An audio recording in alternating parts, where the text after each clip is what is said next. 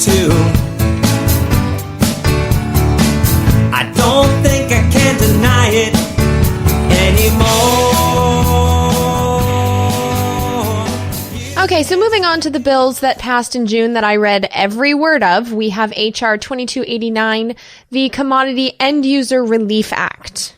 This bill has to do with derivatives and not really regulating them. You see, derivatives are all about risk. Yes, they themselves are risky, but they also allow banks and other lenders to pawn off their risk of not being repaid for loans to somebody else. So the way this works is that a bank lends out money and then pays someone else via a derivative swap to be responsible for the loan if that money is never repaid. But it doesn't end there, because this can be done over and over and over again for the same loan. And the responsibility for the loan, the risk, can be chopped up and spread out to multiple people.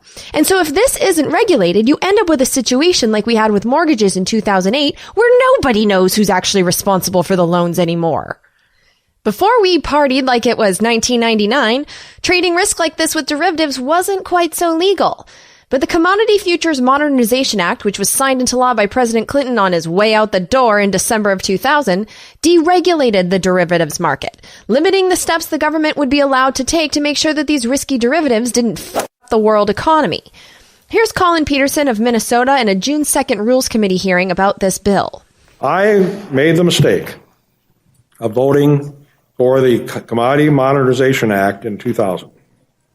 Probably the worst vote that I've ever made here, because that's what gave legal certainties to these derivatives.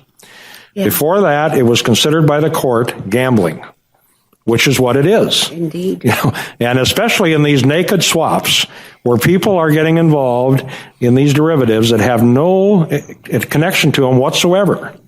It's like me buying insurance on your house, and then I get paid if it gets burned down, and I got nothing to do with your house. I mean, that's the kind of stuff that we authorized in that 2000 bill, which at that time there was $70 billion of derivatives.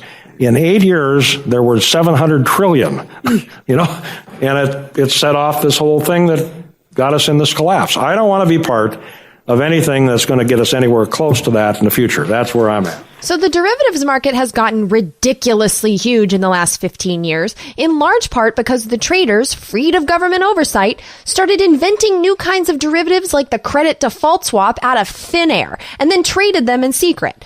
One small problem, though, this behavior ended up crashing the world economy. But for every Colin Peterson in the 114th Congress who acknowledge this reality, there's 1.5 Pete Sessions who see the innovation like credit default swaps as a good thing that should not be stopped. Here's Pete Sessions, chairman of the Rules Committee, who's taken almost $900,000 from the securities and investment industry, $100,000 of that from J.P. Morgan Chase, the inventors of the economy-crashing credit default swap. Over the past 20 years, our economy has seen financial derivatives employed in new and I believe in innovative and good ways. As a result, it's imperative that the CFTC have the authority to appropriately regulate the marketplace to promote fairness and stability. However, it's just as important that Congress enact policies to ensure that the CFTC does not unnecessarily inhibit innovation or inadvertently harm end users. And now we have this bill. This bill extends the operations of the Commodity Futures Trading Commission, the CFTC, a division of the Wall Street Police, but then reduces its power. First, it does this by limiting the rules and regulations that can be enacted on Futures Commission's merchants. It also gives the CFTC more work to do by adding 7 more considerations, including alternatives to regulating at all, to the requirements of cost-benefit analysis of their regulations. And then the bill also limits the subpoena power of the CFTC. The bill also gives Wall Street more power, a lot more power, to challenge the few rules the CFTC is allowed to make. First, the bill orders the longer cost-benefit analysis of regulations to all be reviewed by a judge. And then, if the regulation makes it past the judge, the bill allows the traders to challenge these new rules directly to the U.S. Court of Appeals, the second most powerful court in the country. The bill also removes the CFTC's immunity from lawsuits that arise when they share data about derivatives with domestic and foreign authorities, and then backdates this change to July 21st, 2010, the effective date of Dodd-Frank financial reform. Removing the CFTC's immunity will cause the CFTC to be much more hesitant to cooperate with investigations into Wall Street crimes, but I suspect that that's the point.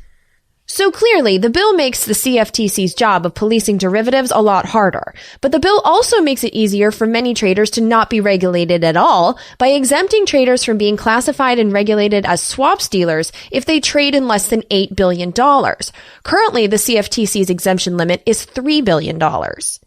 The bill also expands the number of financial models that swaps dealers will be allowed to use to determine how much actual money they need to hold on to.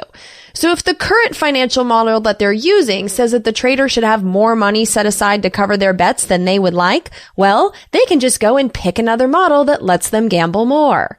And then last, this bill allows the derivatives market, which at $700 trillion is already 10 times the size of the entire world economy. This bill allows that derivatives market to get even bigger by adding a, quote, utility operations related swap, unquote, to the list of swaps that can be traded. This would allow gambling on natural gas and electric generation, purchases, sales, supplies, and delivery. Less regulation for a bigger derivatives market. What could go wrong? Here's Colin Peterson of Minnesota again. And if we adopt this bill, you're going to put us back into the same situation again. You know, and I don't know, whatever all you think about the economy, I am not all that confident about what's going on in the economy. And I think we've created another bubble in the stock market with this no interest deal that we're involved in. People have put their money in the stock market because there's no other place to go, run it up beyond what it should. And I'm just worried that we're going to have another meltdown kind of a situation. And this bill, you know, it's like I said, it's probably not the end of the world, but we're making it more difficult for the commission to do what we asked them to do. This bill passed the House of Representatives 246 to 171 and received a veto threat from President Obama. This bill was written by Representative Michael Conaway of Texas's 11th District. Mike Conaway's top contributor for the upcoming election is the Depository Trust and Clearing Corporation, which is a swaps clearinghouse. This company basically plays bookie in these bets, collecting and holding on to the money and helping the traders make the swap, and collecting fees to do so. This company would directly benefit from the changes in this bill, and it has given the author $15,000. In addition, over the course of his entire career, Mike Conaway's number 4 contributor has been Energy Future Holdings Corporation, a portfolio of energy companies which would definitely benefit from the provision that allows utility operations-related swaps to be added to the Wall Street casino. And that company has given him at least $61,700. Overall, Mike Conaway has taken over $677,000 from the financial industry. I am so damn tired.